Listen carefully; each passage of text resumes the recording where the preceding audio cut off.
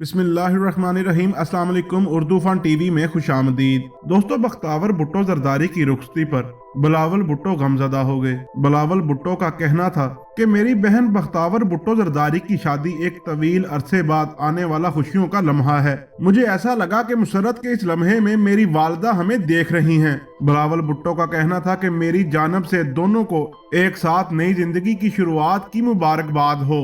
दोस्तों, बिलावल भुट्टो जरदारी का मजीद कहना था कि शादी पर मुबारकबाद के पैगामात देने वालों का शुक्रिया अदा करता हूँ। इन्होंने कहा कि वबा के SOPs के पेश नजर शादी की तकरीब में कम लोगों को मदऊ किया गया। हमें अफसोस है कि मुज़र वबा के SOPs की वजह से शादी की तकरीबात में बहुत से मुअज़्ज़ज़ अफराद को दावत नहीं दे सके। इस्लामाबाद, लाहौर और लाड़काना में भी शादी की तकरीबात का इनकाद किया जाएगा, जिनमें मुअज़्ज़ज़ीन, दोस्त और PPP फैमिली के अफराद खुशियों में शरीक हो सकेंगे। दोस्तों, आपको बताते चलें कि बिलावल भुट्टो जरदारी बख्तावर भुट्टो से बड़े हैं, लेकिन बख्तावर की शादी बिलावल से पहले हो गई और बख्तावर भुट्टो जरदारी का मोहतरमा बेनजीर भुट्टो और आसिफ अली जरदारी की शादी के बाद ये पहला फंक्शन था जिसे बिलावल हाउस में धूमधाम से सेलिब्रेट किया गया।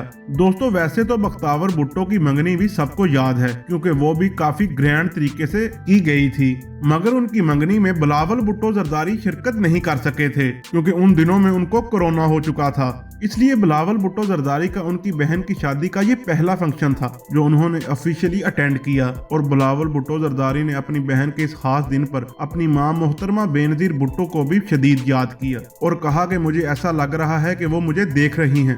बिलावल भुट्टो जरदारी ने महमूद चौधरी और बख्तावर को ढेर सारी दुआएं दी और बख्तावर को रुखसत कर दिया।